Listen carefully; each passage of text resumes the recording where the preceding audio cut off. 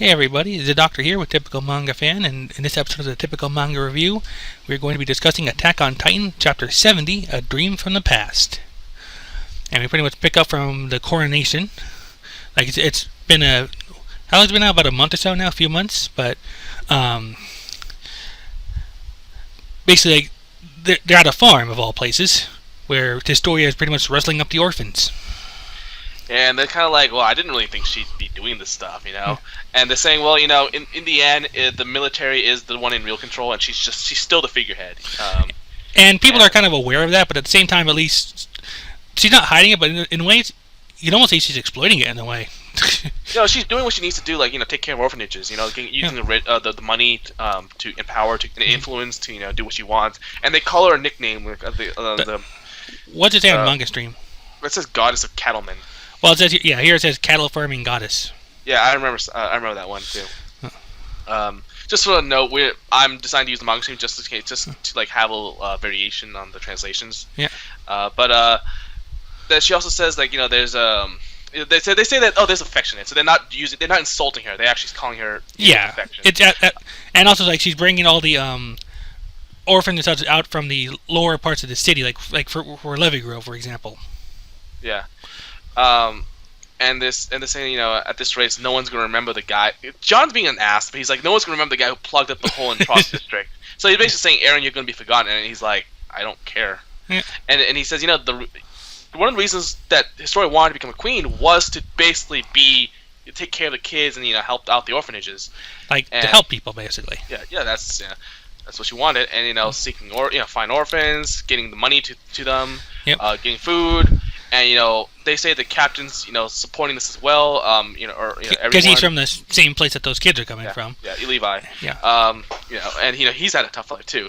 So they basically, this is what the story wants to do. And then she comes back, and she's like, "You're slacking off again." I like the one part, like, John's like, she's starting to remind me of my mom. And he's like, Armin's like, goddess, huh? Yeah. I mean, then we have Aaron and Historia just kind of talking to each other now, like, about the hardening experiments. Like, he actually can do the hardening more or less at will now.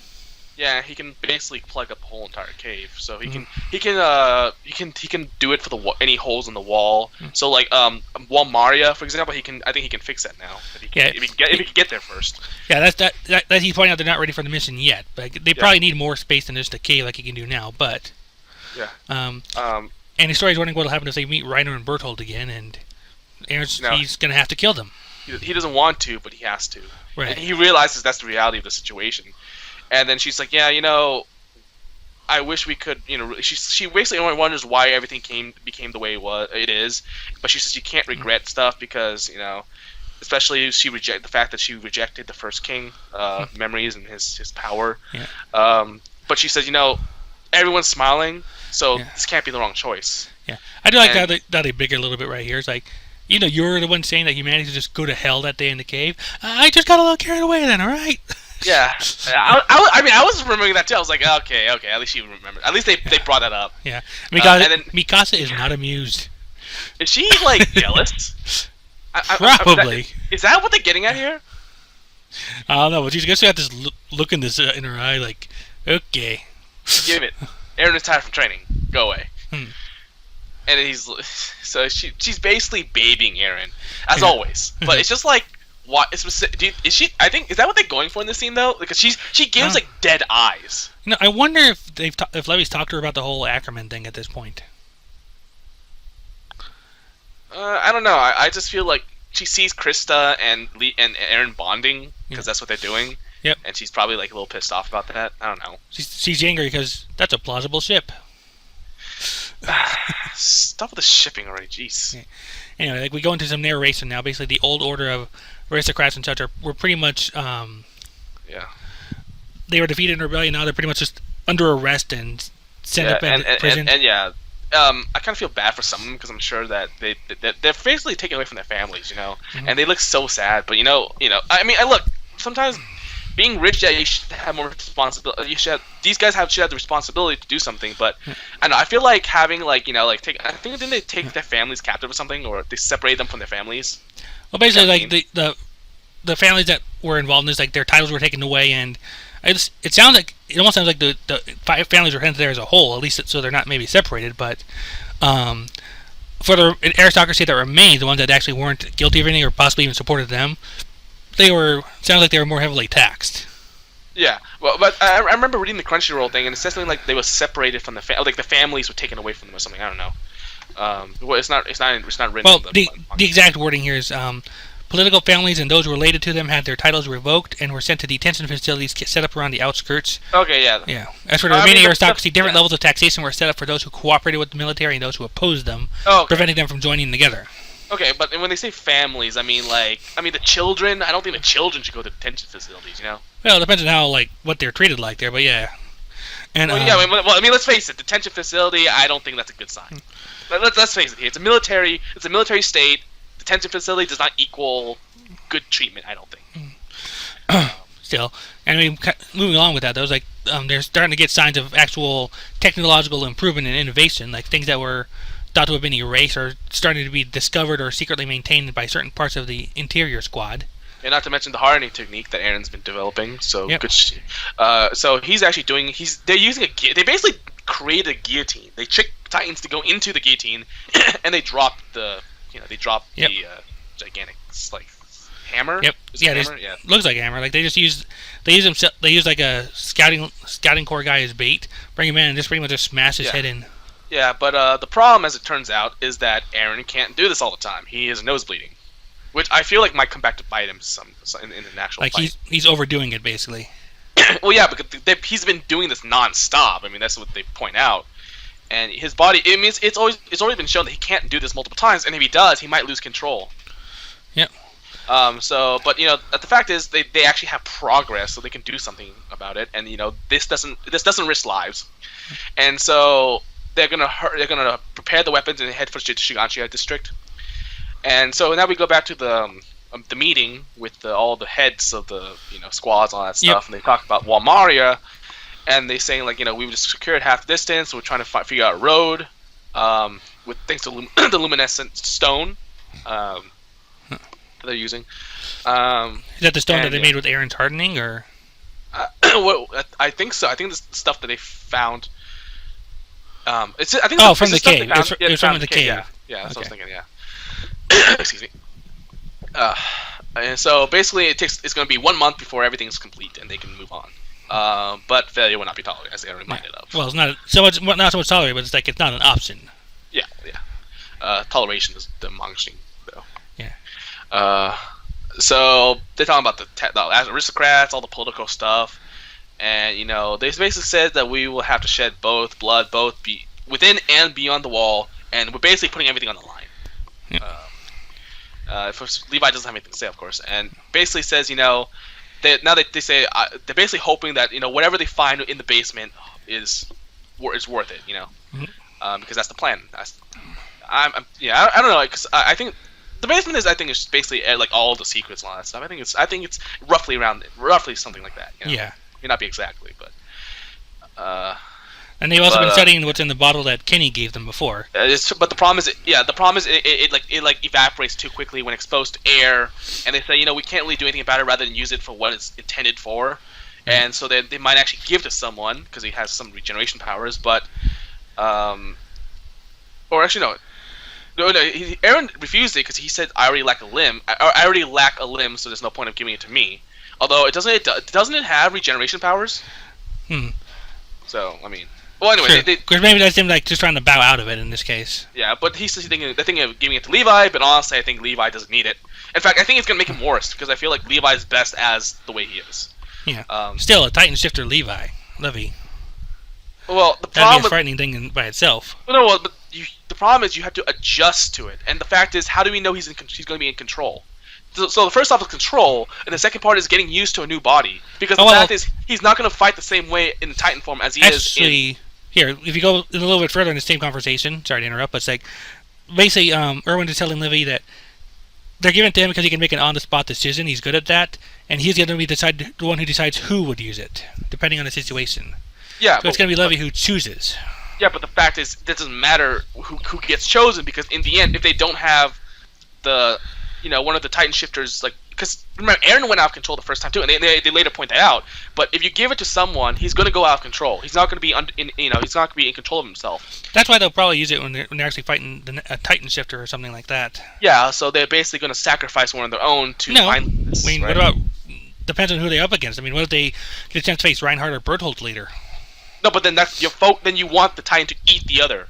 That's exactly. That's my point. Like that's when they would use it. Yeah, but while that's happening, he might attack any bystander, so you're gonna have to stay away from that fight. You know. Well, and also the problem is he might be strong and powerful, but keep in mind that he's still he still might be inferior in terms of the mindset, so he can't be tactically proficient. You know. Right. Because the fact is, that's why they're giving it. I think that's why they're giving it to Livy at this point. Like he's the one. Like he'll decide the best time to use it. Like when it's going to be the best point to make use of it. But I'm just saying, like even in the best situation, an out of control Titan may not always get you the result you want. It's going to be a last resort type of thing. Right. But I mean, I'm just saying, like if let's say we give it to Mikasa, right? She's still going to have trouble fighting against like a Reiner or the Colossal Titan because they're still intelligent, whereas Mikasa probably wouldn't be. You know. Right. So there's still the intelligence factor that will play a part. But anyway, so we go into the barracks basically, and everyone's eating and happy. And we got some new people in the Survey Corps too. It looks like. Yeah, that one guy who was part of the military police, who basically is it's just me. So they basically they got new people, but this guy here was always known to be like one of those sympathizers with the Survey Corps. And I mean, first off, I forgot to mention that they noted that that the main cast has basically looked different because they've basically been through so much. Right. But yeah, so we go back to that guy who basically left the military police, and they talk about the other girl who was with him, and she basically had a disagreement with her because she didn't want to be part of the Survey Corps, and she wanted to just stay in the MP, and he wanted to actually do something. But they obviously talk. Apparently, there's an implication that she actually likes him. And everyone knows it except for him, and he even said, that he thought he misjudged her. That's such a mean thing to say, too. I like the fact that everybody except Aaron and it looks like Kanye are like getting on his case about it. Like they all recognize what's going on here. It's like except for Mikasa, she's off to still with her dead eyes. This calling him stupid, but yeah. Like because they realize what's going on. It's like because they know he likes, and then they know she likes him. But he's just he said such a mean thing to her, like, "Oh, I thought you were better than that," or like, "I misjudged you as a person." What is the specific translation for Crunchyroll? Like, for the guy, it's like she kept saying that since we were recognized for our service during the coup, we could live the easy life if we just stayed in the military police. It's too bad. My opinion of Hitch was just starting to improve. I had to tell her that I misjudged her as a person. Okay, yeah, that's exactly what I remember. Yeah. Then John's like, piece of shit. Yeah, but something, Marlo. Yeah. Look at this bullcut bastard. And then Aaron's like, why would you say that to someone? I misjudged you as a person. I mean, people don't want to die. That's a simple. Well, and then like Aaron's like, what? He hasn't done anything wrong, and Connie's just confused. Yeah, but I mean, I don't blame her for being scared. I mean, holy shit. I mean, these Titans gonna kill you easily. It feels like because these plans could easily fall apart. I mean, it's happened. Of course, so anyway, if these plans fall apart, that could potentially be the end of everything. So. Yeah, what I'm saying is, if it's gonna fall apart, let's not be on the battlefront. Let's at least be in the back line so you have at least some type of chance to maybe escape. Who knows? The fact is, she's just worried about him and herself too. But also, meanwhile, Connie's getting ready to go. He's going back to his village the next chance he gets next morning. Turns out that they've since told him that Titans are actually humans. So he knows the truth now. Yeah. So they're talking about that, and they're saying it's not confirmed. But, that's what we're looking into right now. And they're talking about Ymir and Bertold and how that, Ymir was just a Titan who was, like, wandering outside the walls and how she was mindless. Like, she was in a nightmare, basically. Yeah. A never-ending nightmare. And they're saying, maybe this is what all the other Titans are going through, like the mindless ones, that they're humans who are in a never-ending nightmare. Yeah. And he even thinks back to the one that killed his mom. It's like, even that one. Yeah. Are they just being tormented by nightmares? Yeah, and he even said, and he even said like that he doesn't even remember when he became the Titan the first time. Like he was once mindless, and he ate his father. And Mikasa interrupts him basically, and he's like, Aaron, you still got to eat. Talk after you finish. Stop banging around, Mikasa. Jeez, this is overkill even for you. Well, I think in this case it's probably for the better, just to get him out of that mindset. I know, but it's just like the way she says it. It's just like wow. But yeah, at the same time, I'm not much of a shipper, unless it's like Naruto and Hinata, but I kind of like it.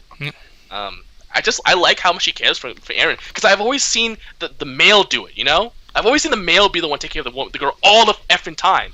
So to see a girl or Mikasa, someone strong, take care of the main character like this, and see, actually worry for something, and actually, it's actually stronger than him. I like this change. Yep. Meanwhile, so I kind of don't want to break it up. Yep. And so John's at this point, John's making a point on here. It's like all you've been doing about grumbling yourself like that. You got some kind of adolescent mental disorder, Junibyo.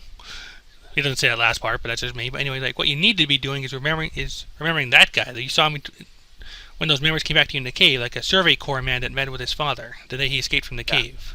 And well, the problem is I watched the anime part of this, and we did see him before in the anime, but the animation was different, so I actually didn't recognize him at first, because the face was actually different. So they're telling who is he? Are we sure we didn't confuse him with someone else's memories?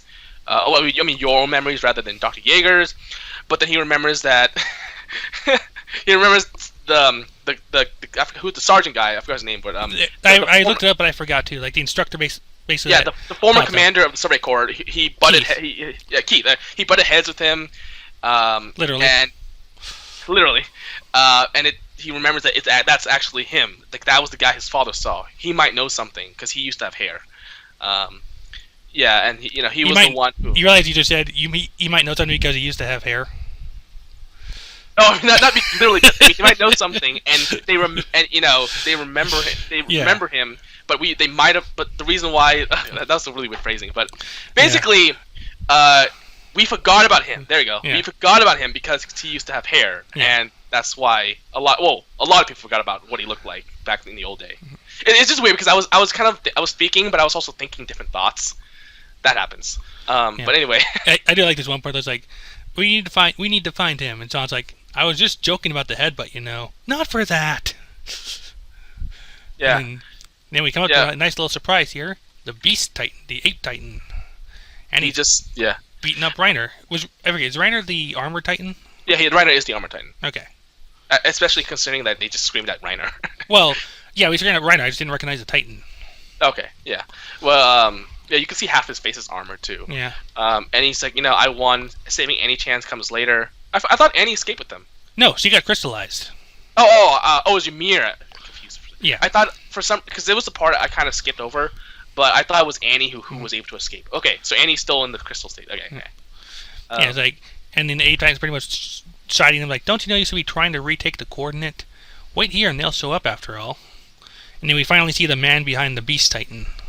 Yeah. So first off, it confirms our a theory that they actually work with working with, if not for, the Ape Titan. And so we know this guy. We see the guy who's behind the Ape Titan, and it looks like a guy with a beard. Do you recognize him?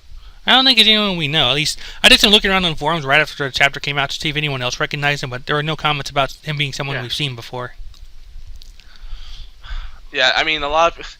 Wow, some immature comments down, but the thing is though, he's the strongest Titan, and they are currently in the Shigansha district. That's where they are right now. So they're definitely not going to get to the basement without any opposition. Yep. Of course, have they been in the basement now, or can they even get in there because they don't have the key? I guess. I don't think. Come on. Like I said, that shouldn't stop them, but you never know. Yeah. Well, first off, I don't think they even know where it is. But also another thing is though, is that maybe the wall, the hardening, like the hardened skin of Titan might be covering the walls of the basement. So who knows? You go. Yeah. But whatever. There's a joke down was like Aaron's hardening experiments sure got Astoria excited. Wow, come on, guys, come on. I would say we can do better than that, but it's the internet. Yeah. Well, yeah. I said we got a nice little setup here. Like I said, now that we're past the whole royal coup part of it, I think that part's done. That part's settled. So now we can actually get back to the action with the Titans, and it looks like we're going to be getting right into that pretty quickly here. Yeah. I don't know. It's just it's just we don't know anything about the monkey, not the monkey, Ape Titan. I was reading something, but yeah.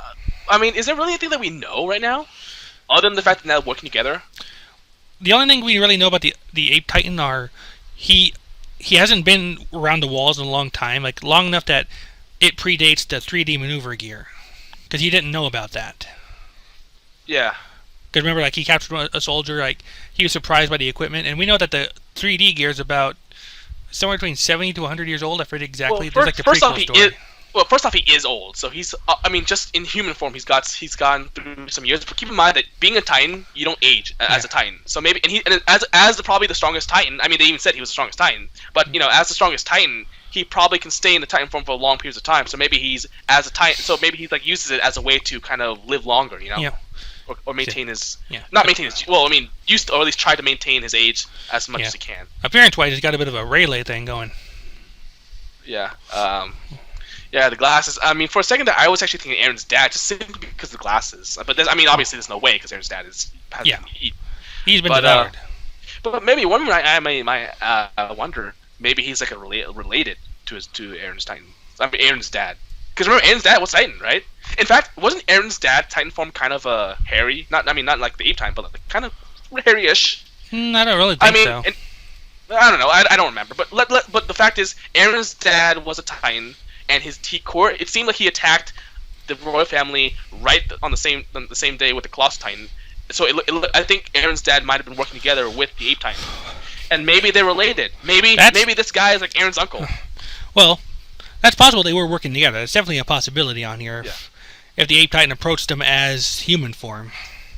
Or, well, I mean, like, of course, because that brings up questions for Keith as well, the guy they're going to be looking for next. I mean, the question, of course, I think it came back to the original, one of our earlier theories, where I mean, like, it was, remember, because Aaron's dad, we didn't find out he was a Titan until, like, just a few months ago. Well, yeah, about 6 months ago. Yeah, and that for some reason he attacked the Rice family on the same day as the Colossus Titan. So everyone's saying it's probably coordinated. Yeah. It does seem very likely that they were working together. Whether there's an actual legitimate blood relation or not, I don't think that's really relevant at this point. But the fact is, I think this is a guy who knows Aaron's dad, and maybe knows a lot more than maybe we even are thinking of right now. Yep. But right now, depending on how far back he goes, he may very well know a lot of details about this. Yeah. Well, it seems this guy seems to be not only the strongest Titan, but the one who can talk and it seems like he's from the village. So this is a village that's probably been separated from the humanity. So that maybe that's why they missed out on the whole 3D gear thing and all that stuff. Right. Like I said, the 3D gear is only like 70-something years old, I think. Yeah, and so maybe it's been 70 plus years since they last attempted to go close to the humanity, to where humanity is right now. Right. From the village, something changed probably. I don't know. Yeah. No, but like I said, it's hard to say for sure. I mean, something's prompted them into moving. Question is, which side started it? Were the Rices doing something, or is there some other, or did something develop on the outside of the walls that could prompt them to move? Maybe maybe there's like a third enemy, Yeah, that's possible. Or some of the Titans have evolved, or maybe the mindless Titans have evolved somehow on their own. Yeah, I don't like that road. No. And 100 years is probably too short a time for something like that to happen. Yeah, and we've seen Titans who've been there forever, and they haven't really changed. True, you're right about that. And not to mention that we already have smart Titans. Let's not have another faction of smart Titans, because then it just gets really confusing and not really original. Yeah. True. So yeah, but I think that's about it for Attack. Yeah, like I said, we're in the build-up phase now for a whole new arc, which is cool because we're past the whole coup and queen thing, but now we got a new arc to look forward to. Like I said, nice few mysteries are starting to build in here. I think next, like I said, it feels like it's moving pretty quickly. So hopefully next chapter we'll get some information, at least about Keith, and not necessarily Beast Boy here. Beast Boy. Beast Man. Beast Ray. Well, if we call him Beast Boy, we're gonna get copyright shit. I'll call him Beast Ray because, like I said, you got the Rayleigh thing. Okay. Of course, Rayleigh is a beast, so I don't know. By the way, was the King Titan ever officially called the King Titan? Because I swear to God, I don't think like I don't think anyone ever actually called him that. I know it's like we came up with it independently. I don't know if it ever came up with it separately. Like they don't call him a King Titan like on here, for example, on the page. I mean, it's like perfect though. It's literally perfect. I mean, he is king size. He is literally a king. Yeah. It's perfect. That's why we call him that for sure. But as far as I know, I don't think anyone ever called him that out within the series at least, or not on TV tropes either. Okay, well, you don't you edit TV tropes? Then you know what to do. Well, yeah, but like there's still. I mean, you can't just use nicknames willy nilly on there. They do have rules about certain things. It's King Titan, man. It's perfect. Yeah. I'm kind of curious about that, so I'll check on that and see what it comes up with. But in the meantime, that has been Attack on Titan Chapter 70. Yep, like I said, hopefully next month when we get a new chapter in, I do wonder just how far we'll move in one chapter next time around here, because we'll see, I guess. Meantime, go and take us away. First off, it's going to definitely farther than Bleach, I'll tell you that. Well, you say that like it's difficult. True. Alright, guys. Bye!